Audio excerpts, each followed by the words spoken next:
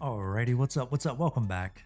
Jonathan here with Boston Collectors, and we just got a brand new shipment coming in, so let's look into it. We've got MS 525 here. For some of you that may not know, this is Qui-Gon Jinn, and before we dive into the unboxing, I kind of want to give you a little bit of insight as to where I was with picking this up.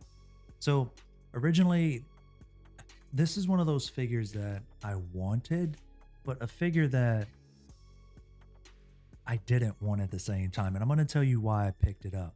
So I've not gone back and watched any of the super old Star Wars films. So New Hope and Phantom Menace, which isn't that old, but I was sold when I watched Phantom Menace because I forgot that technically Qui-Gon was Anakin's master at one point.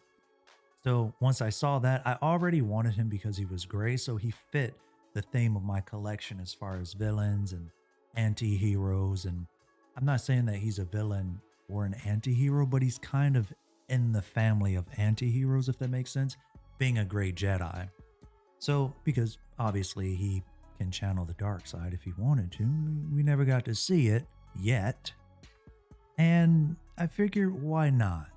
So let's go ahead and get into the box. Alrighty, and here we have him. The box that we all know so well. Check that out. We've got the engraved Star Wars. We're familiar with that so far, at least on this channel. We've got that really cool cigar wrap on the front here. I actually like the color scheme on this one. I love that beige brown look to it. To me, I'm going to say it, I think it looks better than the Mandalorian cigar wrap, but that's just me. It's just me. I love the colors here. Could be because I just like beige, brown, and gray. I like darker colors. Throw in a little accent colors, but let's get back to the box. So on the back there, as you can see, we have the movie masterpiece. It's giving us the MMS number, which is MMS 525. I'm probably going to start sharing that in the description down below, because some people just want to get straight to searching it versus typing out Qui-Gon, and I'll do that for you. So we don't really have too many other things here. It's showing off, the official retail stores and secret base, things of that nature. Qui-Gon Jinn's name on the side with his MMS number, and back to the front of the box. So let's go ahead and dive into the unboxing. Alrighty, and here we have Qui-Gon Jinn. Now, we're also doing a different setup this time around. I have a camera over here and a camera up here. So I'm just trying to make sure everything is going to work out, at least with this format. So bear with me. So, Qui-Gon Jinn. Box looks good. Again, we just went over that part of it. Let's go ahead and get this off of here. There we go. Again, cigar wrap isn't going to go all the way around. As you can see there, we also have stickers on the inside. I'm not too much of a fan of this card art though. It's the eye line is just I get that you can't do much because it's only one head sculpt. You can't move the eyes. I don't know. I think there's a cooler pose for this. I'm not too crazy about this card art. Shout out to the artist though, the photographer. Just this is probably the least favorite so far out of all of the ones that I've received. I am curious though. What do you all think about the card art? Okay. We're gonna go ahead and get the accessories out first, and then we're gonna do our reaction there to the actual figure itself.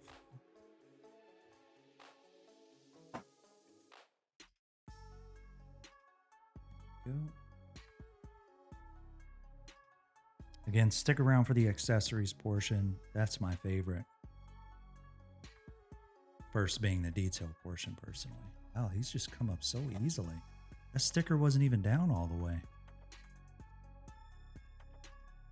Alrighty, so Qui-Gon Jinn.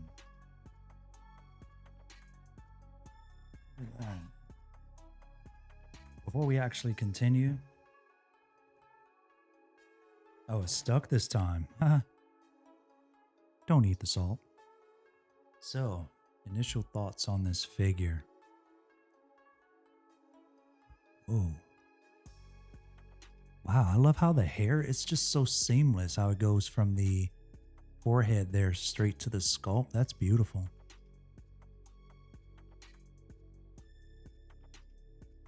Let's go ahead and zoom it in for you all. I love how it goes from forehead straight to the sculpt. Like it's seamless. Very seamless. We'll get into that later though. I feel like this is going to be a doozy to take off. Robe feels pretty much like Anakin's robe. There's not too much to really talk about.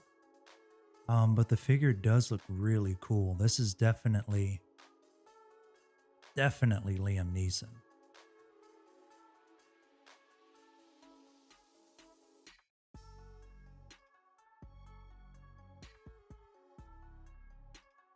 Alrighty, and next up, we have that Qui-Gon face sculpt. I chose to take it off of the figure so that I wouldn't take away from the head sculpt there.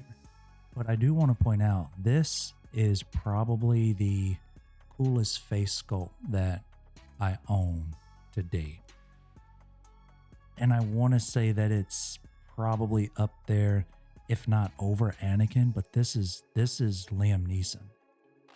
Very, very nice. And like I pointed out earlier, I love how the hair, you can tell it looks rooted at the edges there. Let's see if I can bring it up a bit more for you. It looks like real hair off of the edge there. Really nice, really clean. The mustache looks great. There's like, it almost looks like it's real hair on the mustache too. Forcing it out. It's not just his chin. Looks really good. Tell me what you all think. Does this look like Liam Neeson? I love the expression there, the lines and eyes, the wrinkles there on the side. The hair looks really good too. Look at that. I'm hoping that this isn't gonna rub too much on the robe though. Be very careful when posing your figure. The hair is so sharp that you're gonna end up bringing up the garments on your figure and on your robe, so you don't want to twist and turn too much with the edges that are sharp like this. Now, you can somewhat see the line where they piece the two pieces together, but it's not as bad as it was on the Iron Man Punisher video, which if you want to check that out, you can see that here. But there, I've got nothing terrible to say about this face sculpt. This is a work of art. Alrighty, so we have the instruction manual here.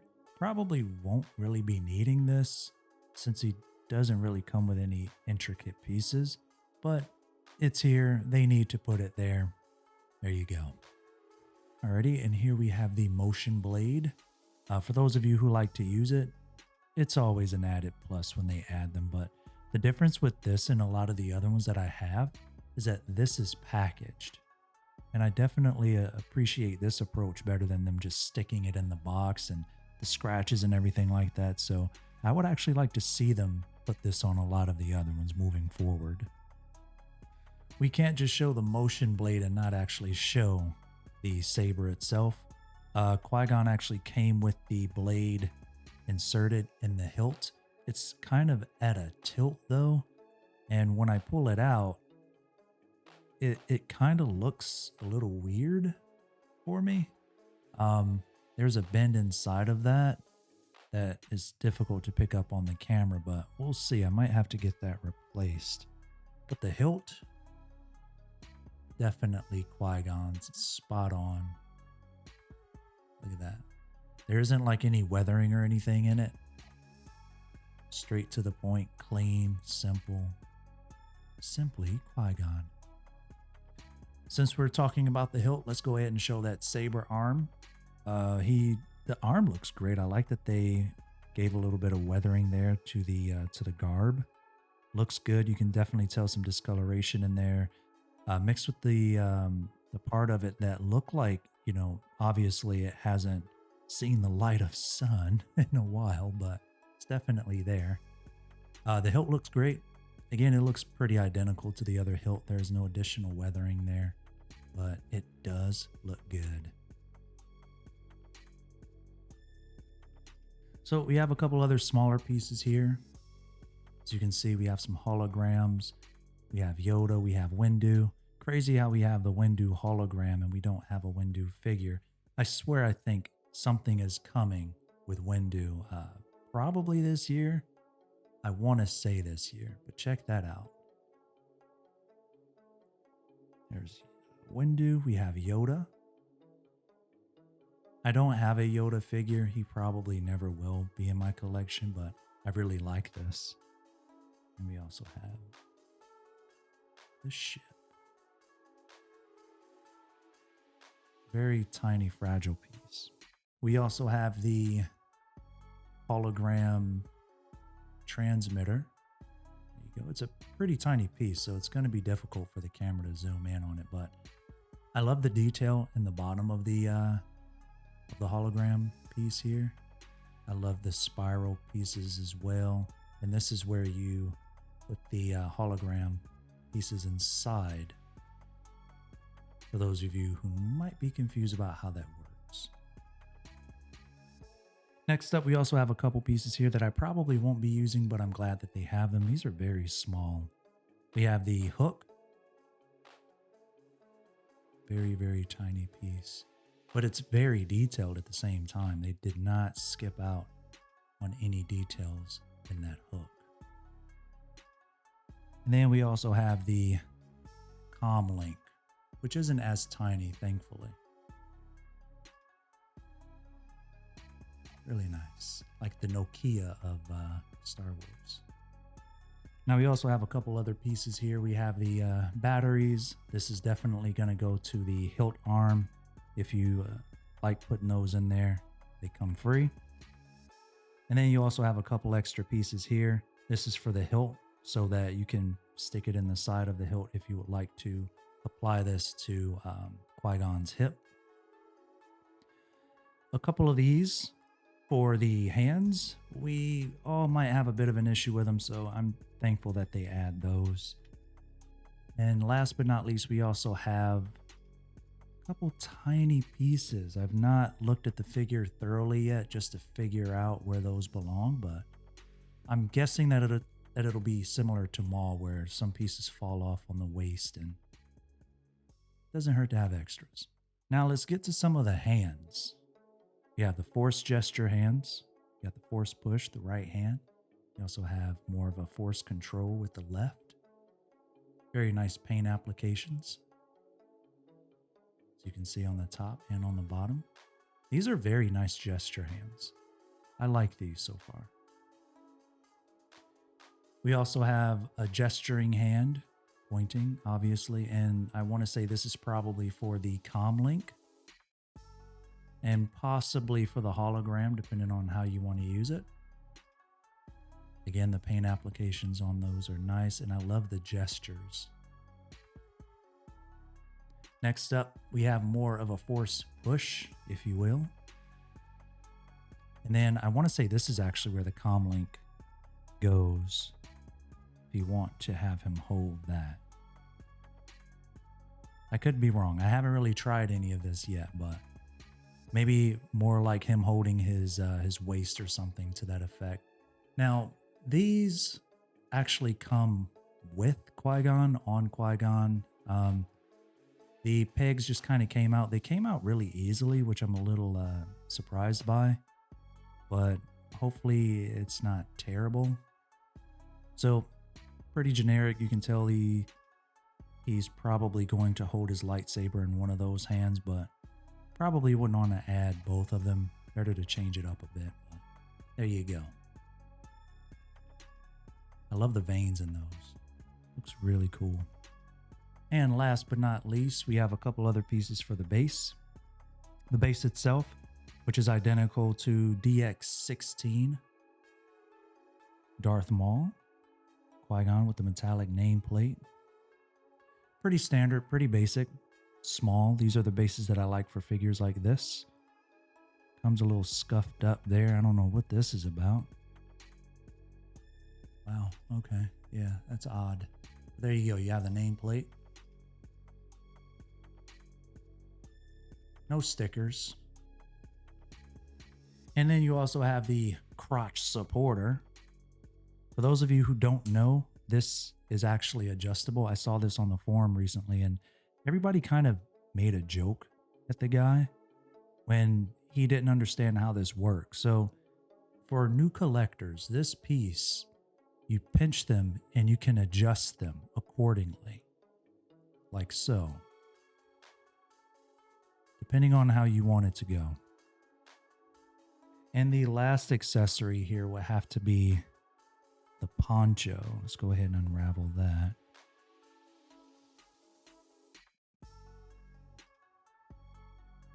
I like it. I like the, like you can tell some of the dinginess there. You can see it there in the camera. I'm hoping that it catches it. I think I would have liked a little bit more of a weather effect on the edges, because we all know sand hurts. So I feel like it being weathered on the bottom would have been pretty good. But I mean, as far as texture and everything, feels good. It feels like cloth. You can see some of the dinginess around the neck and little dabs of dirt here and there around the back. I just feel like it could have been a little bit better, but you know, it gets the job done.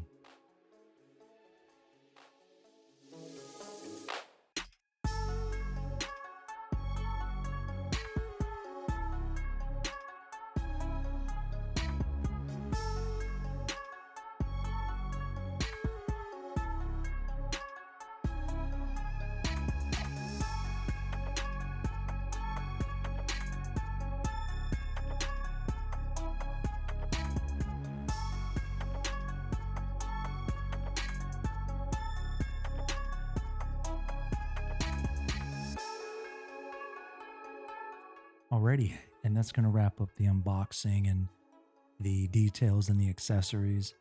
Qui-Gon is definitely one of those interesting pieces to have in your collection. As far as posability, he lacks it quite a bit. The joints are kind of loose. Like I said, I can't really put him in too many dynamic poses without that being an issue. The other arm isn't too bad, but this right arm here is a little bit loose. The legs are almost the same. And you got to be very careful because those boots, they're made of pleather, and over time that will definitely flake. So you got to be very careful with that as well. However, there is a pivot in the ankle, which I think is great, but with boots like that, you still got to be very careful. Now, I will note something else. When you're taking off the head sculpt, you got to be very careful, and I don't think you can be as careful as you'd hope, because I was.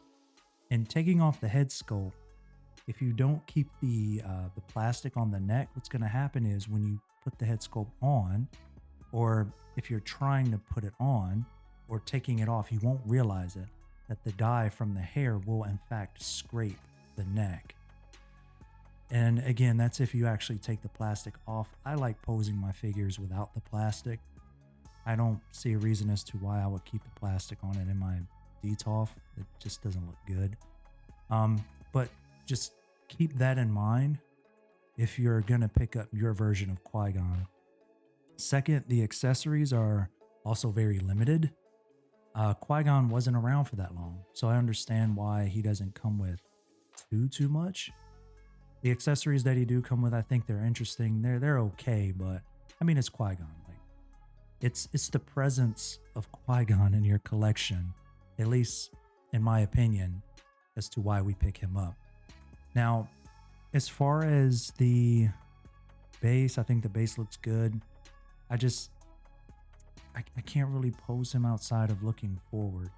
Again, if you're going to turn his head sculpt, you got to be careful because they connect additional pieces of hair underneath the front side of the hair. So you be careful.